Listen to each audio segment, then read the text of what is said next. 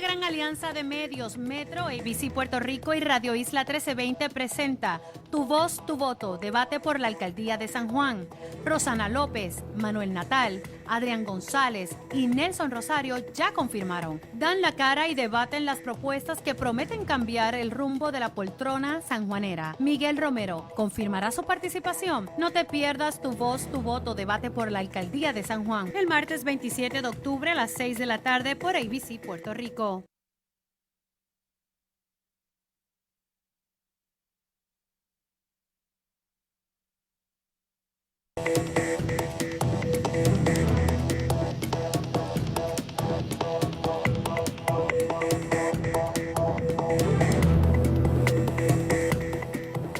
Saludos y bienvenidos a Tu Voz, Tu Voto, una alianza entre Metro Puerto Rico, Radio Isla 1320 y ABC Puerto Rico. El COVID-19 y su impacto en la educación, acceso a la información y la reconstrucción de Puerto Rico son algunos de los retos que enfrenta el candidato a la gobernación por el Partido Nuevo Progresista. Conversamos con él sobre estos y otros temas que reflejan tu voz y definirán tu voto. Buenas noches al licenciado Pedro Pierluisi, bienvenido. Buenas noches, muchas gracias por la invitación. Se unen a la conversación por Radio Isla 1320 la periodista Yanira Hernández y Ayola Virella, editora en jefe del periódico Metro Puerto Rico, quien da inicio a esta conversación. Saludos, compañera. Saludos. Comenzamos con el tema de promesas, relaciones federales, y quería preguntarle sobre un tema que le han preguntado bastante y ha surgido en los debates. En los debates lo caracterizan sus oponentes como el abogado de la Junta de Control Fiscal y es bastante complicada esa posición. Usted plantea que eso es algo positivo. ¿Podría explicarnos por qué eso es positivo y cómo sus lealtades entonces ahora estarán con el pueblo y no con la Junta? Sí, con mucho gusto lo explico. O sea, es positivo para Puerto Rico que yo conozco la ley que crea la Junta de arriba abajo porque participé en el proceso de su aprobación en el Congreso. Hasta participé en el debate en la Cámara Federal y estuve presente en el Senado cuando se debatió de igual manera el asunto. Y conozco la Junta, sí, fui asesor legal externo de la Junta por un par de años y sé cuál es su misión. Sé qué es lo que tienen que hacer y tengo credibilidad. Me he ganado el respeto de los miembros de la Junta, el personal de la Junta, y entonces eso es bien positivo para Puerto Rico. ¿Por qué?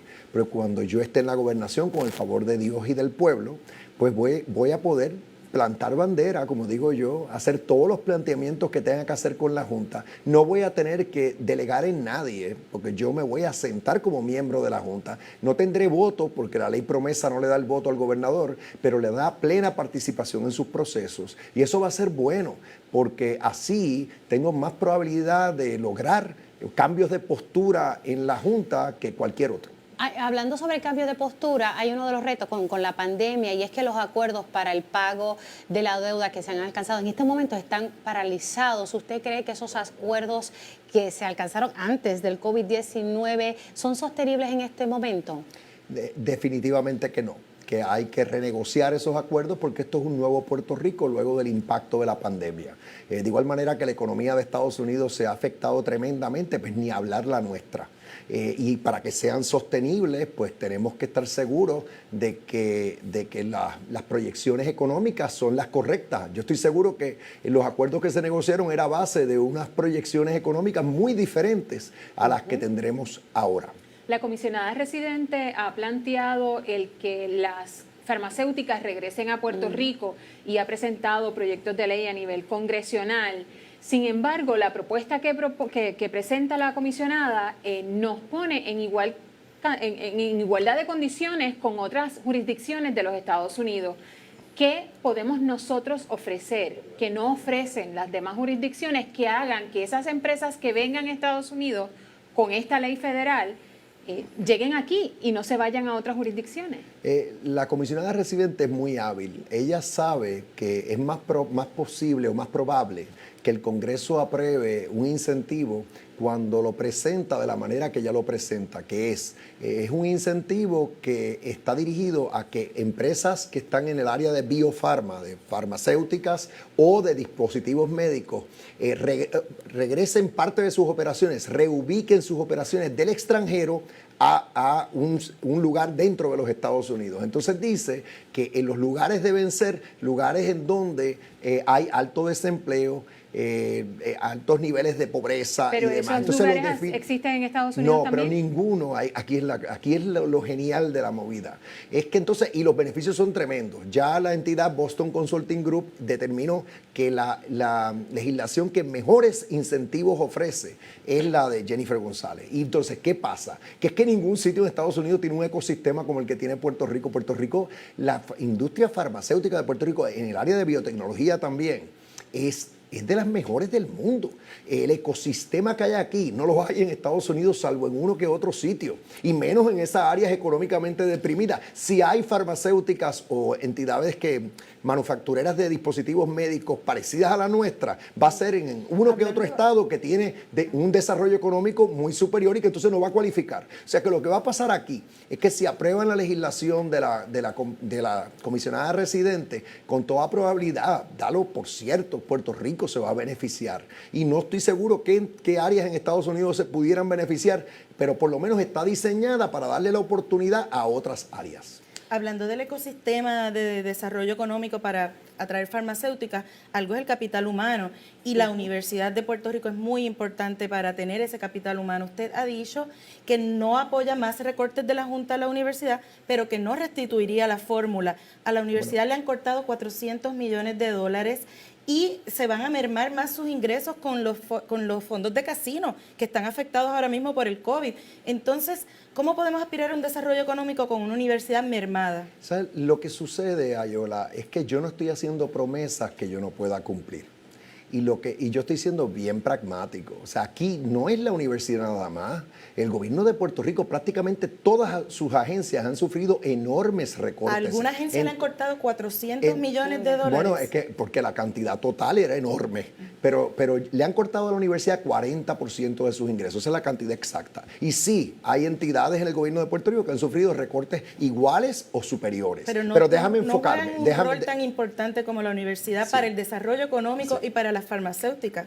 Déjame enfocar en lo que quiero decir.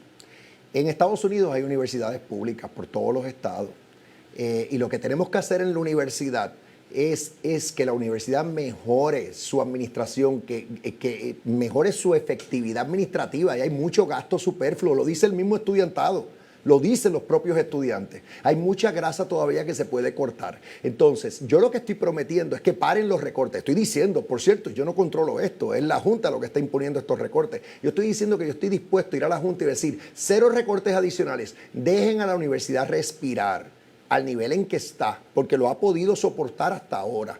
Y lo otro que estoy diciendo es que no se debe reducir el número de recintos que tenemos, no se debe reducir la oferta académica de la universidad, al revés, la debemos actualizar al mercado laboral, las necesidades del mercado laboral, y que sí podemos consolidar las oficinas de apoyo administrativo a los registros, pero hasta ahí llegué yo. Estoy defendiendo a la universidad como ningún otro, la estoy defendiendo directamente, pero eso sí, realista, de forma realista, no meramente prometiendo aquí, le van a restaurar los 800 millones que tenía. Gracias, bueno, licenciado. Tenemos que hacer claro, una pausa, pero al regreso hablaremos de educación, el COVID, energía eléctrica, transparencia. Usted está viendo Tu Voz, Tu Voto, una alianza de Metro Puerto Rico, Radio Isla 1320 y ABC Puerto Rico.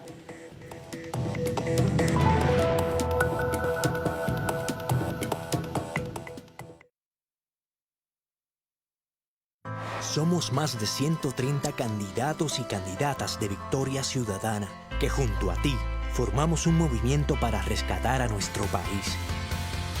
Este noviembre, la victoria es de todos y todas.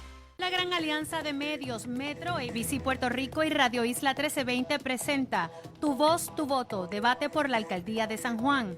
Rosana López, Manuel Natal, Adrián González y Nelson Rosario ya confirmaron. Dan la cara y debaten las propuestas que prometen cambiar el rumbo de la poltrona sanjuanera. Miguel Romero confirmará su participación. No te pierdas Tu Voz, Tu Voto, debate por la alcaldía de San Juan. El martes 27 de octubre a las 6 de la tarde por ABC Puerto Rico.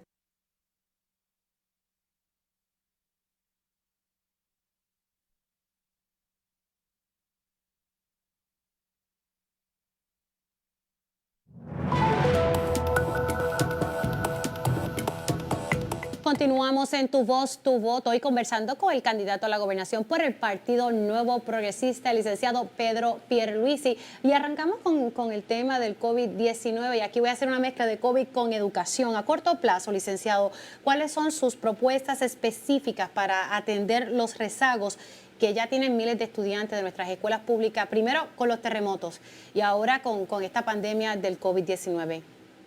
Bueno, a mí se me parte el alma con los niños y los jóvenes de nuestro sistema de enseñanza público, porque y he estado haciendo señalamientos desde el principio. No voy a repasarlos todos porque no hay tiempo para eso.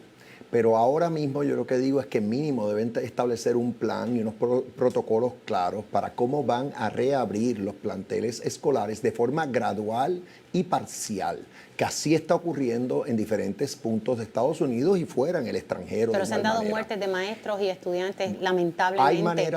Hay maneras de evitar eso. Tú puedes, por ejemplo, primero tomar todas las medidas de desinfección que tengas que tomar, hacer todas las pruebas que tengas que hacer.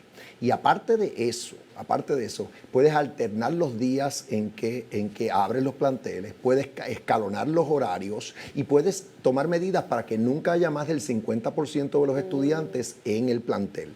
No estamos hablando de abrir todos los planteles, esto también puede cambiar de región en región. Hay pueblos que pueden tener muchos contagios, otros que no tienen tantos contagios. Lo que pasa es que tienen que encontrar un balance. Esto no es salud versus educación. Tú no puedes echar la educación de nuestros niños a pérdida. Ya van 2 semestres. Esto es un fracaso social. Hablando de que van 2 semestres, ¿usted cree que, verdad, de usted juramentar gobernador en enero, retomaría el año académico o el rezago es tan grande que necesitamos hacer una pausa y hacer un proceso diagnóstico, un proceso de remediación para volver a empezar el semestre o el año académico en agosto? Hay que ver dónde estamos en enero, pero definitivamente el planteamiento que acabas de hacer es muy, muy lógico, muy sabio. Seguro que tenemos que ver dónde estamos, porque cuando a mí me hablan de educación remota, con niños que no tienen ni computadoras, no han sido adiestrados para utilizar las computadoras, los maestros tampoco. Eso es casi una falta de respeto. Entonces, lo que sí yo he dicho en todo momento, usen el correo para enviar módulos, usen los teléfonos celulares para comunicarse con los padres, usen WIPR. Por fin han ido haciendo estas cosas. Los comedores escolares, ni hablar, que yo lo dije desde el principio y por fin los abrieron, por lo menos a Servicarro. Yo he estado señalando constantemente lo que están haciendo, pero lo hacen 2 y 3 meses después. Ahora, eso que tú dices, yo critiqué también cuando dijeron pasaron de grado. Y yo dije, pero ¿cómo tú le vas a decir que pasaron de grado? Si obviamente hubo aquí un rezago, tienes que atender ese rezago antes de darlos como que pasaron de grado. Así que lo mismo que tú estás planteando es lo que yo estoy diciendo. O sea, que tienes que ver dónde estamos en enero, asumiendo que no han abierto los planteles, aunque sea de forma parcial, para entonces tomar esa decisión. Licenciado, ¿usted está consciente de que lo que usted está planteando en realidad está diciendo que este gobierno ha manejado, el gobierno de su partido, ha manejado terriblemente la pandemia del COVID? Bueno, en mis palabras yo no he usado esa manera en que tú lo has descrito, pero si yo he hecho señalamientos puntuales porque, perdonen las generalizaciones, eso de que yo soy PNP y yo respondo por lo que hacen todos los PNP, eso no funciona así. Cada cual responde por sus propios actos y decisiones. Yo respondo por todo lo que yo hice como secretario de Justicia. Yo respondo por todo lo que yo hice como comisionado residente. Esa es mi hoja de servicio y ahora respondo por unas propuestas, unas ideas y soluciones que le estoy presentando al pueblo. Ahora, yo cuando tengo que hacer señalamientos los hago con mucha altura, pero los hago. Y sí, he tenido una voz crítica en cuanto a lo que ha pasado en el sistema de enseñanza en Puerto Rico. Igual que cuando en la administración de Fortuño levanté mi voz cuando se tenía cerrada la Universidad de Puerto Rico, ya llevaban 30 días por un issue de matrícula y dije, basta ya. Vamos a hablar de energía eléctrica, licenciado. Disculpe la interrupción. Tenemos una pregunta de la compañera Carmen Jovet. Esta pregunta la hago en colaboración con la Asociación de Energía Solar y Almacenamiento de Puerto Rico y la quiero dirigir al licenciado Pedro Pierluisi. Licenciado Pierluisi, usted sabe que María significó para Puerto Rico miles de muertes.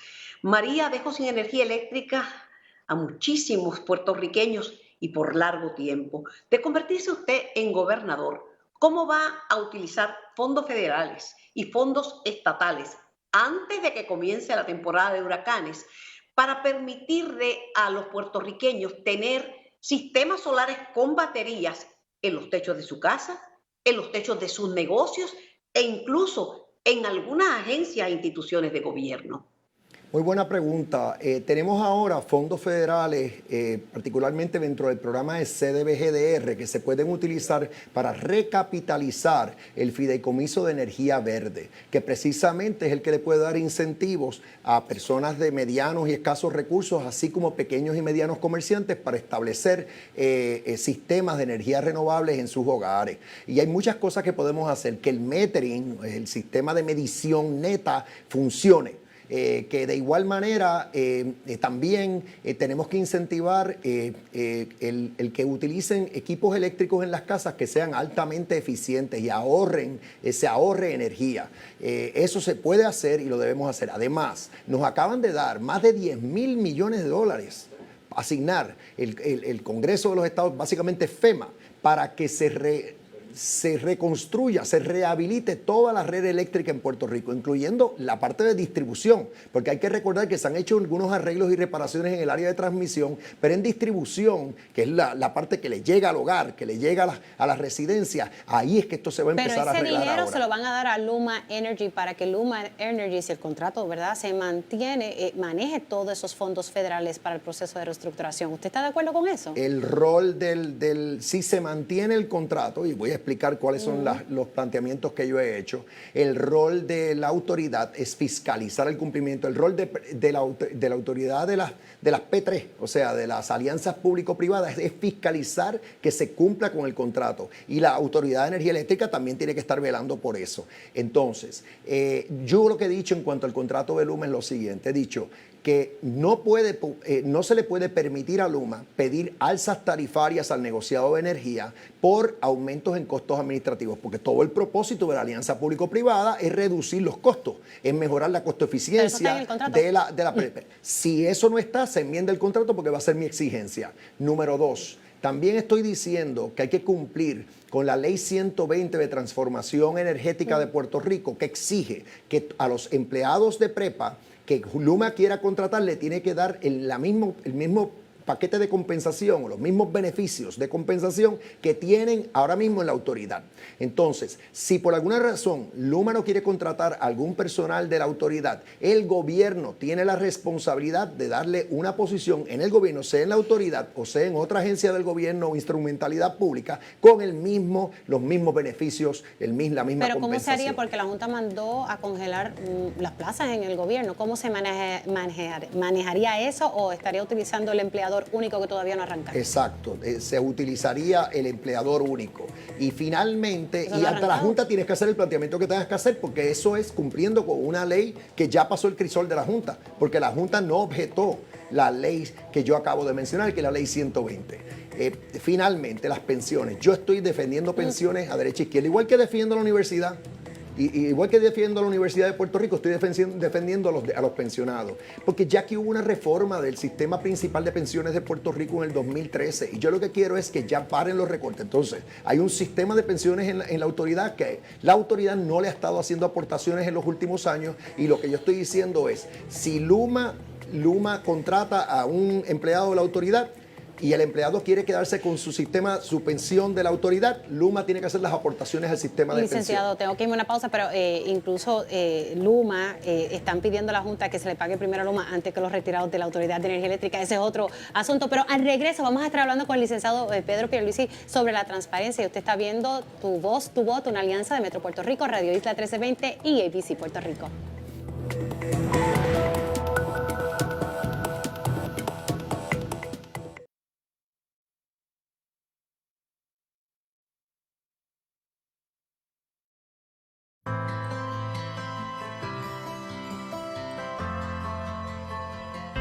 Cuando votas por un legislador de Victoria Ciudadana, votas por ti y los tuyos. Este noviembre, seamos mayoría.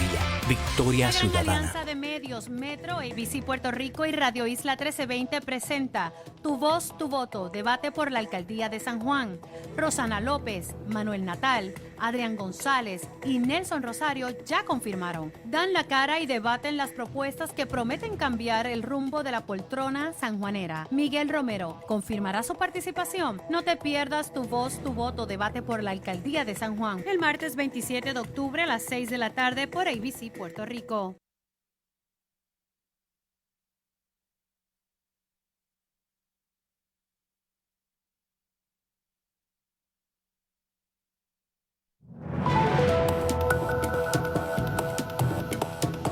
Continuamos en Tu Voz, Tu Voto, hoy conversando con el candidato a la gobernación por el Partido Nuevo Progresista, el licenciado Pedro Pierluisi, y el tema ahora es transparencia, y paso el batón a Yanira Hernández. Bueno, licenciado, la corrupción es quizás el principal escollo para recobrar la confianza del país, que ya todos sabemos cómo se encuentra en este momento. Y la mejor medicina podría ser precisamente el que los procesos en el gobierno sean procesos abiertos y sean procesos transparentes y que la información se produzca. Le pregunto si usted estaría dispuesto a derogar la ley de transparencia y de datos abiertos que ha aprobado esta administración. Fíjate, me han hecho esa pregunta anteriormente. Yo siempre voy a tener la apertura de enmendar leyes cuando las podemos mejorar. Una ley que está dirigida a propiciar transparencia, pues en principio yo tengo que estar a favor de la ley. Si hay señalamientos, si hay planteamientos de que la ley impone algunos requisitos que son irrazonables, pues yo voy a tener la apertura para atenderlo. Tengo que decir que sí, para combatir la corrupción, yo pienso que la vacuna contra la corrupción es la transparencia. Y quiero que el proceso de contratación pública sea transparente de principio a fin. No solo hablo de subasta, hablo de requerimientos de propuestas y hablo de contratos por servicios profesionales. Quiero que todos los postores y todos los proponentes se identifiquen no solo qué corporación es y cuándo se inscribió en el Departamento de Estado, eso es muy ligerito. No, quiénes son los dueños de la entidad, quiénes son los accionistas principales, quiénes son sus oficiales, para que todo esté a la luz del día y que se sepa en todo momento la propuesta, cuáles se sometieron y después cuál se escogió al final del proceso. Y eso lo voy a hacer. También voy a prohibir que oficiales o propietarios o representantes de cualquier entidad que tiene un contrato con el gobierno y lo tiene que extender, o está proponiendo un contrato o está proponiendo una extensión de contrato, puedan hacer donativos políticos 90 días antes del otorgamiento del contrato o de la extensión del contrato y 90 días después. ¿Y por qué hago eso? Porque la proyección es nefasta. Cuando tú tienes donativos políticos cerca de una transacción gubernamental, lo que aparenta, aunque no sea el caso, es que se fue una cosa por la otra, y eso es totalmente ilegal. ¿Cuál es su posición con relación a un planteamiento que se ha hecho durante los pasados cuatrenios de enmendar o eliminar la oficina del FEI y la ineficacia que eso tiene, y por otro lado la oficina del Inspector General que se creó y nadie sabe qué ha hecho durante estos 4 años? En cuanto al FEI, yo, como ustedes saben, fui secretario de Justicia. Yo creo que ahí conozco la ley del FEI y cuando fui secretario de Justicia doblé el número de referidos al panel del FEI en mis 4 años como secretario de Justicia. Yo creo en la institución del FEI. Yo creo que es importante que tengamos una institución que atiende casos que tienen la apariencia, que si justicia los atendiera, dan la apariencia que pueda haber un conflicto de interés. Ahora, podemos mejorar la ley, la podemos ver. Yo voy a ser un defensor de la entidad para que tenga el presupuesto necesario para cumplir su misión. Lo mismo aplica al inspector general. El concepto es válido, porque esa es una preintervención. Eso, el contralor audita después de que se dan las transacciones. El inspector general se supone que esté identificando actividades que pueden ser irregulares o que pudieran redundar en irregularidades. Y entonces es válido tenerlo. Yo estoy dispuesto a revisar si está cumpliendo su misión, estoy dispuesto a que si le faltan recursos, pues que se le den los recursos, hacerle el planteamiento a la Junta que le tenga que hacer, porque volvemos siempre a la Junta, si se fijan, lamentablemente hasta que esa Junta se vaya. La Junta es la que aprueba el presupuesto de Puerto Rico. Si tú no sabes presentarle el caso que le tengas que presentar a la Junta, te van a pasar el rolo. A mí no me lo van a pasar. O sea, conmigo van a tener que bregar. Sí, Pierluisi, antes de hacerle la pregunta sobre la respuesta de la ley de transparencia, quiero recordarle que una cosa es el nombre y otra cosa es lo que realmente es la ley en la práctica. Y en estos 4 años los periodistas hemos tenido que ir a los tribunales en infinidad de ocasiones para pedir documentos públicos. Aparte de eso, ahora la pregunta. Usted el cuatrienio pasado en las primarias dijo que Ricardo Rosselló era mucho riesgo. Luego nos dijo que era la mejor opción para Puerto Rico. ¿Cómo entonces confiar ahora en lo que nos promete, por ejemplo, en este tema de anticorrupción, transparencia, si nos dijo que Rosselló era la mejor opción y terminó a mitad de cuatrienio renunciando? Tenemos secretaria de Educación acusada de corrupción, la administradora de Seguros de Salud también, y múltiples casos referidos al FEI. No hay comparación. O sea, una cosa no tiene absolutamente nada que ver con la otra. Lo que yo dije como candidato en una primaria en cuanto a mi contrincante, lo dije en aquel contexto y bien que lo dije. Dije que le faltaba la madurez, que le faltaba la experiencia, que sí, que yo era una mejor opción ante el pueblo. Y le dije al pueblo, yo estoy preparado para la posición, estoy listo a base de mi hoja de servicio. Y no retiro lo dicho. Ahora bien, cuando llega el momento de la elección general, ¿qué es lo que está sucediendo? Que entonces yo tengo un cuadro de candidatos diferentes. Y ahí yo hice mi composición de lugar. Yo soy estadista, comenzando por eso, igual que Ricardo Rosselló lo es y lo era en aquel entonces. Yo soy PNP, yo soy afiliado de ese partido, había sido presidente del partido, así que yo, seguro que sí, que hice campaña por el equipo del PNP, el equipo de los estadistas, incluyendo a Ricardo Rosselló. Y cuando lo comparaba con los demás, tengo que decir que tenía el mejor plan. Lo tenía, era verdad. ¿Y qué le pasó al plan? El plan para Puerto Rico era el mejor. Ahora, si vamos a ponernos a juzgar la administración de Ricardo Rosselló, sabemos en qué acabó. En el asunto que sucedió en el verano y que causó su renuncia. Pero hubo aciertos en esa administración antes de. Hubo iniciativas en curso que eran válidas. Tampoco sería justo de mi parte decir que todo lo que se hizo en esa administración fue negativo. Eso no estaría bien, yo no lo voy a decir porque yo siempre hablo con la verdad y digo lo que tengo que decir, sin reparo. Así que el venirme a mí a traerme lo que yo dije en aquel contexto y decir que entonces ahora eso puede minar mi credibilidad, no, eso no es así. Yo siempre hablo directamente. Y siempre estoy diciéndole al pueblo, prometiéndole lo que puedo cumplir. Mi hoja de servicio lo demuestra, mis resultados como secretario de Justicia y como comisionado residente. En aquel entonces, con esto cerramos, Ricardo Rosselló quitó lo de perspectiva de género de las escuelas públicas. ¿Usted lo podría volver a implementar?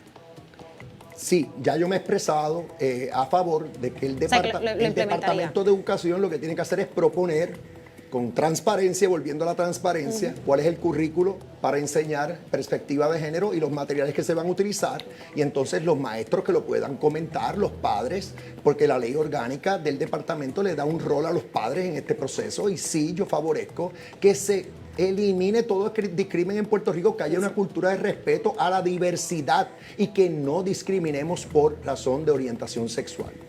Licenciado, muchas gracias por haber aceptado nuestra invitación y conversar estos temas para todos los que ejercerán su derecho al voto el próximo 3 de noviembre. A ustedes, gracias por acompañarnos en esta edición de Tu Voz, Tu Voto.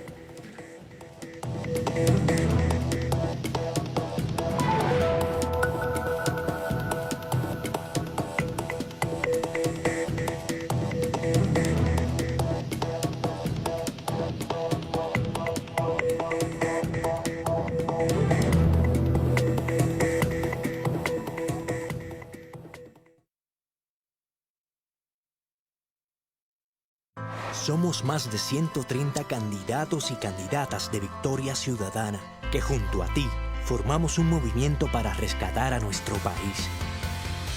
Este noviembre, la victoria es de todos y todas. La gran alianza de medios Metro, ABC Puerto Rico y Radio Isla 1320 presenta Tu Voz, Tu Voto, debate por la alcaldía de San Juan. Rosana López, Manuel Natal, Adrián González y Nelson Rosario ya confirmaron. Dan la cara y debaten las propuestas que prometen cambiar el rumbo de la poltrona sanjuanera. Miguel Romero confirmará su participación. No te pierdas Tu Voz, Tu Voto, debate por la alcaldía de San Juan. El martes 27 de octubre a las 6 de la tarde por ABC Puerto Rico.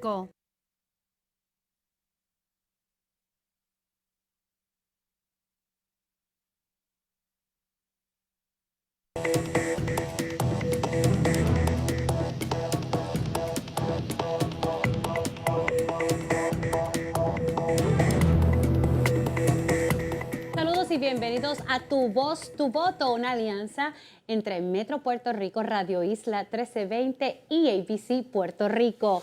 De llegar a la gobernación, su administración buscará transformar la economía consumista, desarrollar un acceso gratis a la salud y derogar las leyes de la reforma laboral. Sobre esto y otros temas que reflejan tu voz y definirán tu voto, conversamos con el candidato independiente a la gobernación, Eliezer Molina, a quien le damos la bienvenida. Gracias por estar aquí.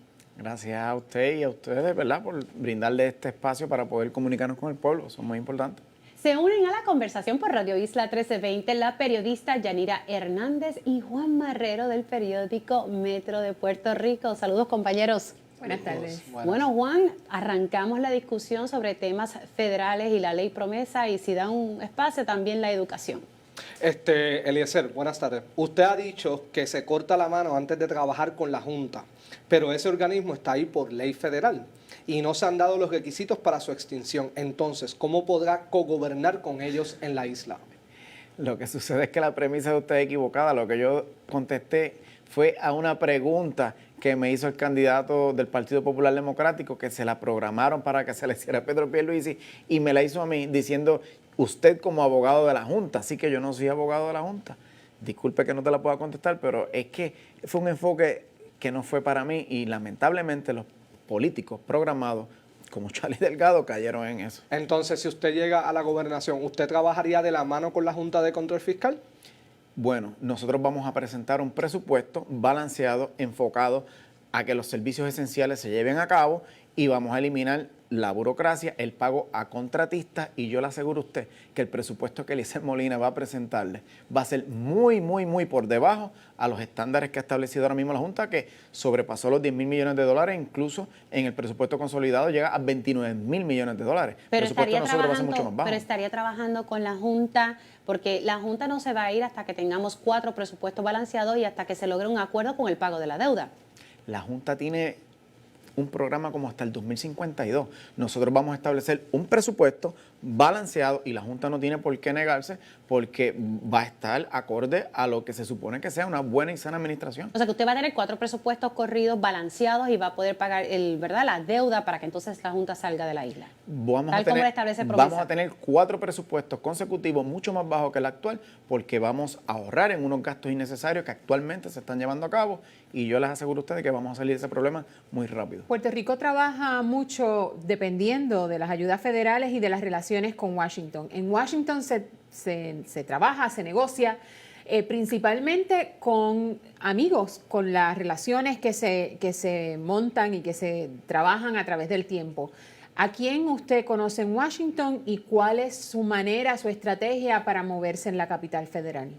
Mira, la ventaja que nosotros tenemos es que conocemos a Puerto Rico, a los puertorriqueños y muchos empresarios netamente puertorriqueños. Y es ahí que nos vamos a enfocar. El comisionado residente estará en Washington solicitando fondos, pero nosotros vamos a procurar restablecer toda una industria nacional que tenga la capacidad de producir y eliminar la dependencia. Eso de estar yendo a Washington a estar mendigando capital, nosotros lo vamos a mitigar produciendo, y es nuestro enfoque, no es el estar allá pidiendo dinero. Eso sería a largo plazo. ¿Cómo lo haría entonces a corto plazo? A corto plazo, Puerto Rico en el 2018 dio 20.600 millones de dólares en créditos contributivos, Estados Unidos dio 7.000. Somos el país número 1 en el mundo y esto es insólito. Triplicamos a los Estados Unidos. ¿Va a derogar todos esos incentivos contributivos a las empresas? Sí, por supuesto. Nosotros el mantengo corporativo se acabó. Aquí hablamos de un mantengo en las personas, pero aquí el mantengo en Puerto Rico es corporativo. Eso. Pero algunos le dirían que esos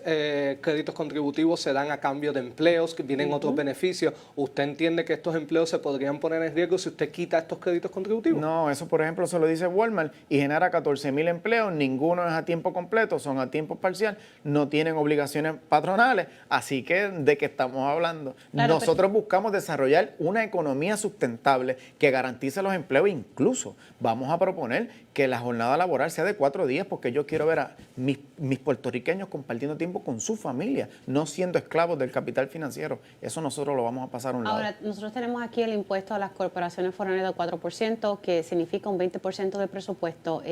Si, ¿verdad?, no damos estos créditos contributivos que lo da el Tesoro Federal, ¿cómo usted trabajaría para entonces subsanar ese 20% del presupuesto? Están mezclando dos cosas distintas, porque lo que es la ley 154, que se acaba ahora, no tiene que ver con los 20.600 millones de dólares en créditos contributivos. Son dos cosas totalmente distintas. Ya que estamos hablando del tema, se lo estoy agregando. Es un escenario que usted va a tener y usted no quiere depender de los fondos federales que lleguen a Puerto Rico. Sí, pero eso no son fondos. Estamos hablando de contribuciones que Claro. pagan por lo que están desarrollando en Puerto Rico. Nosotros vamos a movilizarnos para que, en vez de estar pagando ese arbitrio, se generen unas aportaciones para subsanar nuestro sistema de salud, nuestro sistema de educación, y que el desarrollo humano en Puerto Rico aumente y cómo reducir se la genera? brecha de igualdad ¿Y social. cómo se generan esas aportaciones? Pues esas aportaciones, en vez de estar pagando esas contribuciones, van a estar dándole una inyección a Puerto Rico que no va a llegar, no va a pasar del 4%, y mucho menos el 10% que muchos están sugiriendo por Pero ahí. no entiendo, las empresas foráneas que aquí en Puerto Rico pagan el 4%, pagan un 4% de impuestos que luego el gobierno federal le da un crédito por esa contribución. ¿Cómo eso se traduce en una aportación directa al gobierno de Puerto Rico si en realidad, si no tienen ese crédito, muy probablemente o no lo pagan o se van de Puerto Rico? Que se van a ir. Si aquí tienen el capital humano, tienen la infraestructura, tienen los recursos, nosotros vamos a simplemente a buscar reducir esa brecha de desigualdad social. O sea, que usted entiende que no se van a ir y por eso iba mi pregunta, porque el 4% significa un 20% del presupuesto del país. ¿Usted apuesta a que no se van a ir? Apuesto a que no se van a ir y las aportaciones van a ser inferiores al 4%. Y nosotros vamos a poder trabajar créditos contributivos con ellos directamente nacionales, no que lo puedan deducir allá a nivel federal. Hay que ver ya la vida como que en Puerto Rico tenemos la capacidad de hacer negocio. En la Junta de Control Fiscal, la ley Promesa viabiliza un puesto, ¿verdad?, del representante del gobierno ante la Junta de Control Fiscal. ¿Cuál sería el perfil de ese representante en su gobierno? No estamos enfocados en eso. Nosotros tenemos un personal, vamos a desarrollar una oficina O sea, que se va a llamar... un representante un representante del gobierno ante la Junta de Control Fiscal. No, nosotros vamos a desarrollar una oficina de supervisión donde todas las agencias van a mantener un control, esta oficina va a pasar juicio por el desempeño de cada una, todos los fondos, cómo se van desembolsando. Vamos a estar monitoreándolo para tener una estadística cualitativa y cuantitativa de todo lo que se está ocurriendo mensual, periódicamente mensual, para velar que la administración y la ejecución en nuestras agencias por primera vez se efectúe como tiene que ser. Pues usted, si llegara a la gobernación, no tendría una relación directa con la Junta de Control Fiscal, ¿es lo que está queriendo decir? No, yo no estoy diciendo eso. No, le pregunto porque usted dice que no pondría a su representante, que eso pues tenemos derecho por ley, aunque no vota, pero pues si no va a estar ahí la persona, pues... Va a haber un representante, lo que no vas a ver es una persona mendigando allí. Nosotros vamos a ejecutar nuestra política pública. Entonces, y ¿va a tener un representante? Es que no lo tengo claro. Va a verlo porque lo tiene que haber. Lo que me estoy refiriendo es que no vamos a darle énfasis a que esta persona esté allí suplicando. Nosotros vamos a ejecutar un plan de desarrollo económico que tenemos robusto, porque lo voy a decir con el corazón en la mano, de todos los candidatos a la gobernación, la única persona que está entrenada para producir en Puerto Rico de esos candidatos soy yo. Todos los demás sabemos que no están en este campo y nosotros conocemos muy bien lo que hay que hacer. Usted está viendo Tu Voz, Tu Voto, una alianza de Metro Puerto Rico, Radio Isla 1320 y ABC Puerto Rico, que continúa en minutos con el candidato independiente a la gobernación, Eliezer Molina.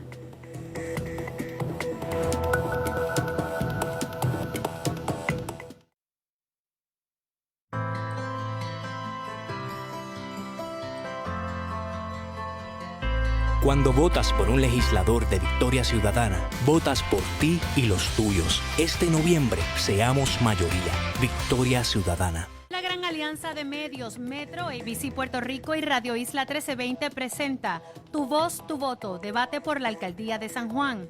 Rosana López, Manuel Natal, Adrián González y Nelson Rosario ya confirmaron. Dan la cara y debaten las propuestas que prometen cambiar el rumbo de la poltrona sanjuanera. Miguel Romero confirmará su participación. No te pierdas Tu Voz, Tu Voto, debate por la alcaldía de San Juan. El martes 27 de octubre a las 6 de la tarde por ABC Puerto Rico.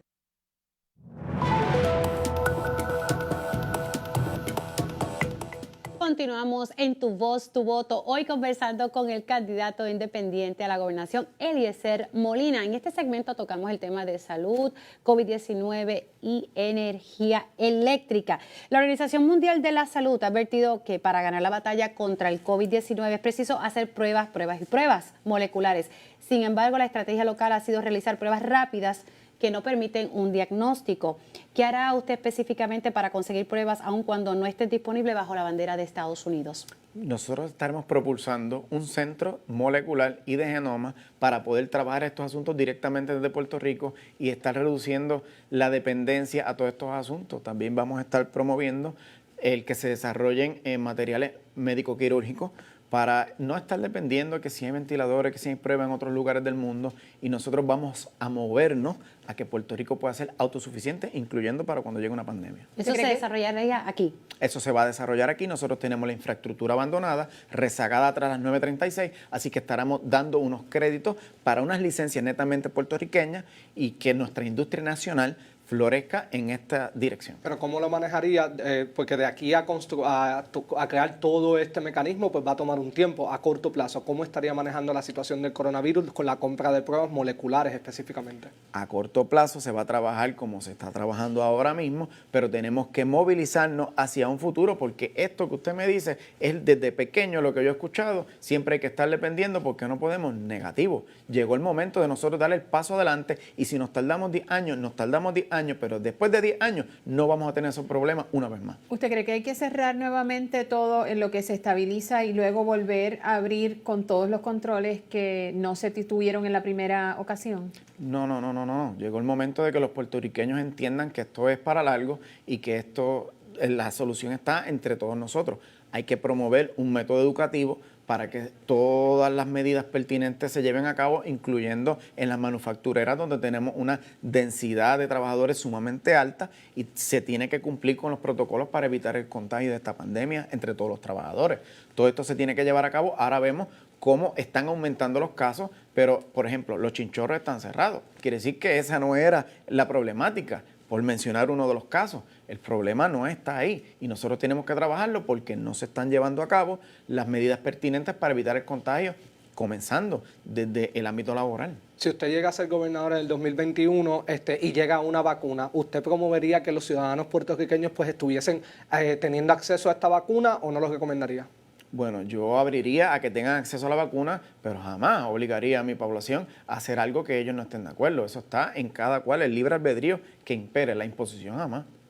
Vamos a pasar al tema de energía eléctrica y la compañera Carmen Jovet tiene una pregunta para usted. Esta pregunta la hago en colaboración de la Asociación de Energía Solar y Almacenamiento de Puerto Rico, CESA. María nos dejó el apagón más grande de nuestra historia y miles de muertos, y todavía no ha fluido ni un solo centavo para incentivar la energía solar. Le pregunto a Eliezer Molina, señor Molina, si usted llega a convertirse en gobernador, usted, antes de que llegue la temporada de huracanes, utilizaría fondos federales y fondos estatales para que la gente pueda tener sistemas de placas solares con batería en sus techos, en sus negocios, y también que el gobierno se prepare con energía solar.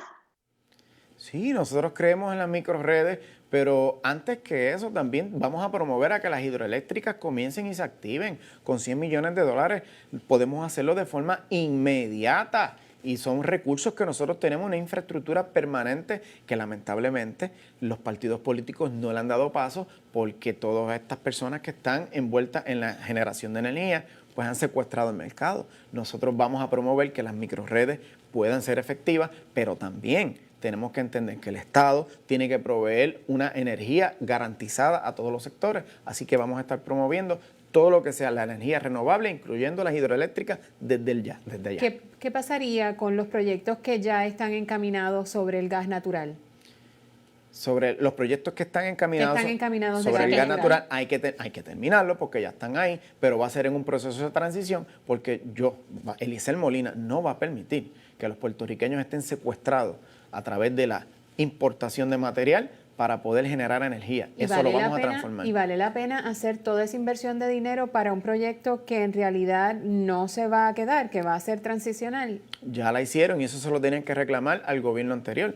La infraestructura está ahí, pero vamos a hacer una transición a energía renovable. No vamos a ser dependientes. Mi generación se cansó de la dependencia. So, ese proyecto que estamos hablando del gas natural, usted diría que haría una transición para eliminarlo a largo plazo. Eso es así. Y no teme que vayamos a caer en lo mismo que señaló el Contralor, la oficina del Contralor los otros días, de que tanto el Gasoducto del Sur y Vía Verde, que son proyectos que se comenzaron y no se terminaron, pues nos costó millones de dólares al pueblo de Puerto Rico. Todo depende de quién vengan las cosas. La Contralora de Puerto Rico reclamó unos créditos contributivos en la Florida que no le pertenecían y los tuvo que devolver porque unos ciudadanos reclamaron que ella no vivía allí. Así que no tiene moral para estar hablando de estas cosas y mucho menos en un campo que no domina. ¿Cómo usted trabajaría estos temas, verdad, de eficiencia y de, verdad, de que evitar todos estos malgastos que han ocurrido en la Autoridad de Energía Eléctrica? Mira, nosotros vamos a eliminar la privatización en la Autoridad de Energía Eléctrica, vamos a crear un cuerpo corporativo, cooperativo, donde los trabajadores van a ser quienes administren todo lo que sean las generatrices, distribución, facturación, y de esta manera el gobierno como pagador único va entonces a tener una dinámica donde se reducen los gastos operacionales y los trabajadores le vamos a dar el poder que necesitan porque son ellos los que trabajan por todo Puerto Rico. Molina, ya se asignaron, ¿verdad?, unos fondos federales para transformar el sistema eléctrico. ¿Usted utilizaría estos fondos federales? Pero por supuesto, pero para cosas que valgan la pena. Nosotros queremos ver proyectos de líneas soterradas, no como lo que hicieron ahora, que tenemos las líneas por ahí colgando, que cuando llegue un viento platanero las va a tirar al piso. Se gastaron miles de millones de dólares donde le decían a Puerto Rico que la economía iba a crecer porque iba a haber una inyección. ¿Y qué vimos? Nada, la fuga de capitales con corporaciones que no eran puertorriqueñas y tenemos ahora mismo un sistema peor de lo que teníamos cuando llegó María. Así que no se están haciendo las cosas de la forma correcta. Necesitamos la infraestructura hecha de una manera donde el impacto de los vientos no nos afecte y tenemos que tener un inventario para prevenir de que en cualquier situación no tengamos que estar importando porque no tenemos esos recursos. ¿Usted va a darle para atrás al contrato de Luma Energy? Se va a eliminar completamente. Nosotros no creemos en que en el servicio esencial se mezcle con el capital privado, porque el capital privado lo que busca es la acumulación de capital y nosotros, el fin último es el bienestar social y los servicios esenciales no pueden ser privatizados. Usted está viendo Tu Voz, Tu Voto, una alianza entre Metro Puerto Rico, Radio Isla 1320 y ABC Puerto Rico que continúa en minutos con el candidato independiente a la gobernación, Eliezer Molina.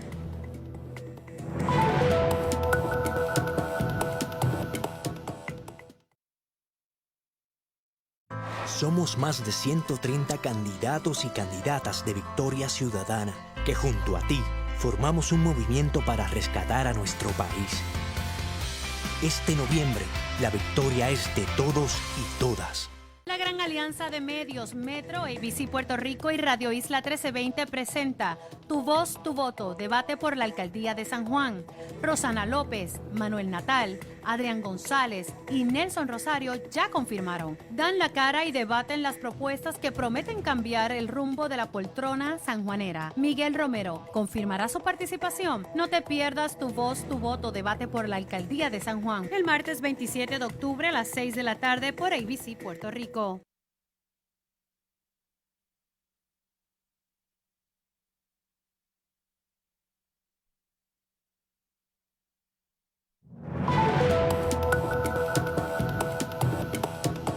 Continuamos en Tu Voz, Tu Voto, hoy conversando con el candidato independiente a la gobernación, Eliezer Molina. En este segmento tocaremos temas de corrupción, transparencia y, si nos da oportunidad, también la educación. Y le paso el batón a la compañera Yanira Hernández. Gracias, Mili. Molina, a mí me gustaría que usted me hablara de cuál es su posición con relación a la divulgación de información financiera e información pública por parte del gobierno. ¿Usted está de acuerdo a que toda la información financiera de los funcionarios esté disponible para escrutinio público? Totalmente. De hecho, lo que le estaba comentando de la Oficina de Supervisión y Cumplimiento va dirigida a que todos los libros sean abiertos, porque para eso es que son funcionarios públicos, se deben al pueblo. No como lo que tenemos hoy día, que incluso hasta el Instituto de Estadística, ellos podrán hacer un trabajo, pero la información que se les suministra sabemos que no depende de ellos y muchas veces es falsa. Así que llegó el momento de abrir los libros y que la transparencia sea lo que reina en este pueblo. Aquí por un momento, durante el pasado cuatrenio se trató de que las reuniones de las diferentes juntas de síndicos y juntas directivas de las agencias de gobierno fueran públicas y se transmitieran por internet. ¿Cuál es su posición al respecto? Que así debió ser y por todos los bloqueos que estas administraciones, incluyendo la administración pasada, presentó al pueblo, por eso fue que se sacó el gobernador, por no ser transparente y por mostrar siempre una falta de tolerancia a lo que es la solicitud del pueblo. Así que vamos a hacer totalmente un libro abierto a nuestra gente.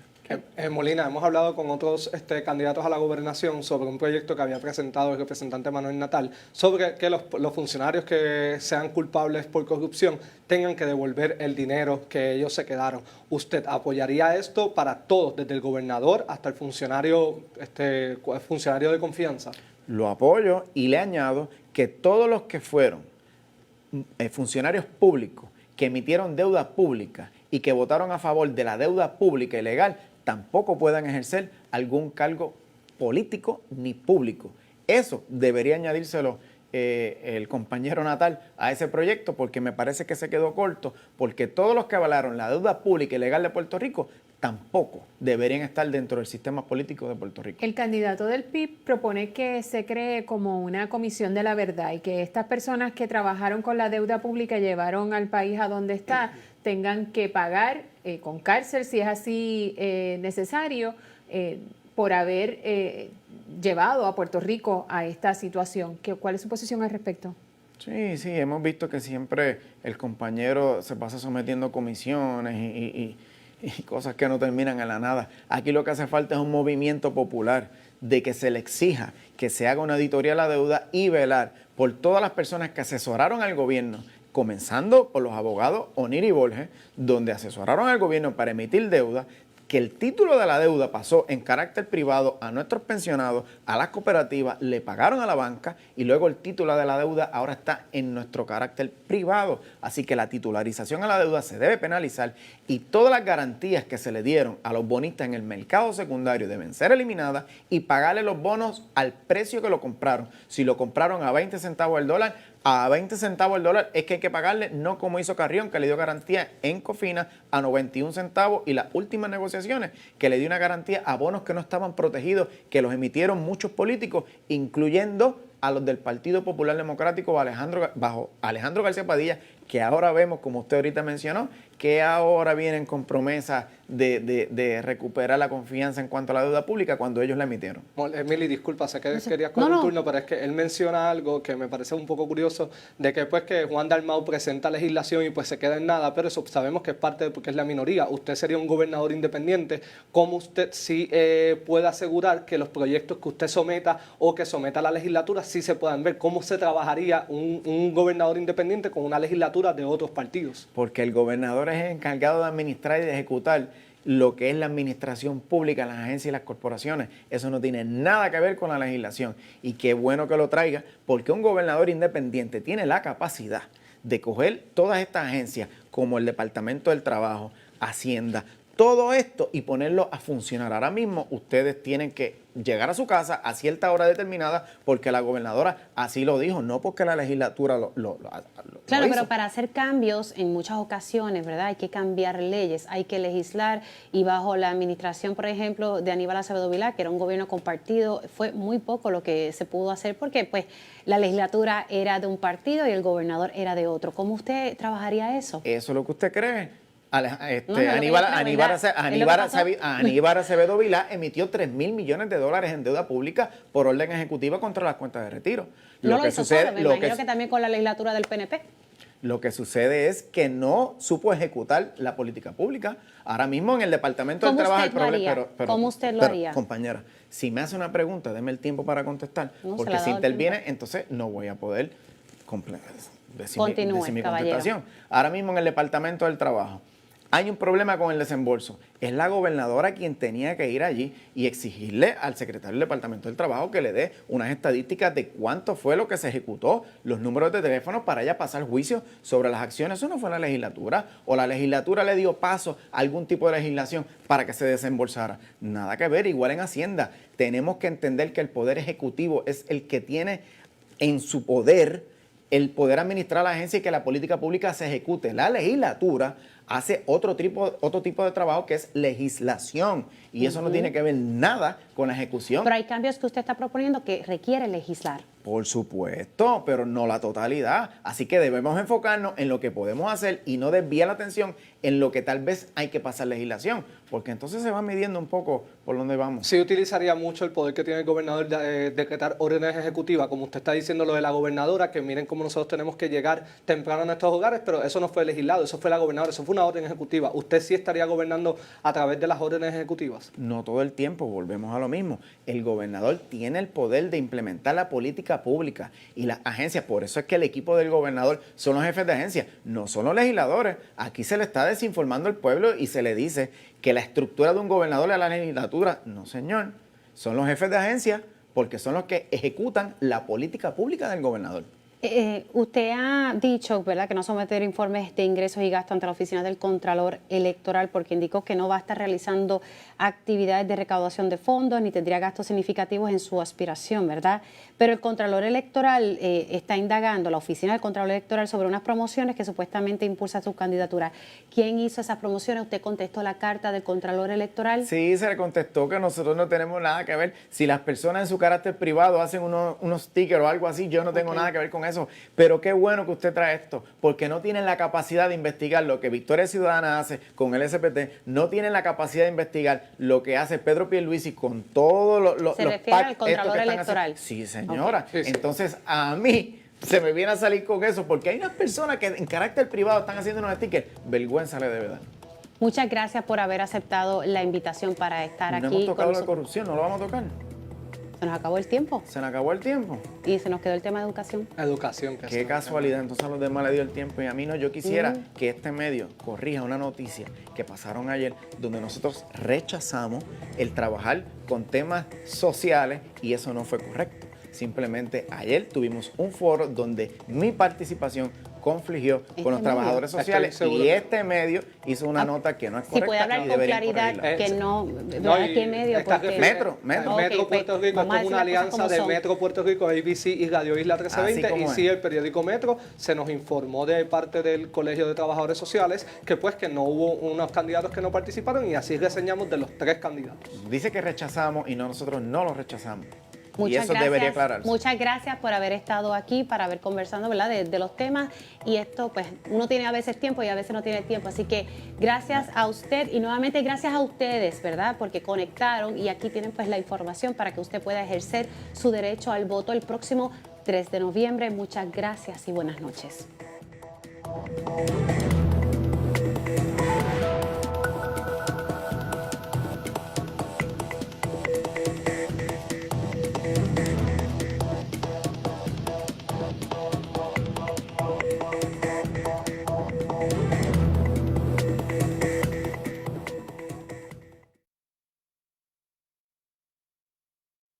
La gran alianza de medios Metro, ABC Puerto Rico y Radio Isla 1320 presenta Tu Voz, Tu Voto, debate por la alcaldía de San Juan.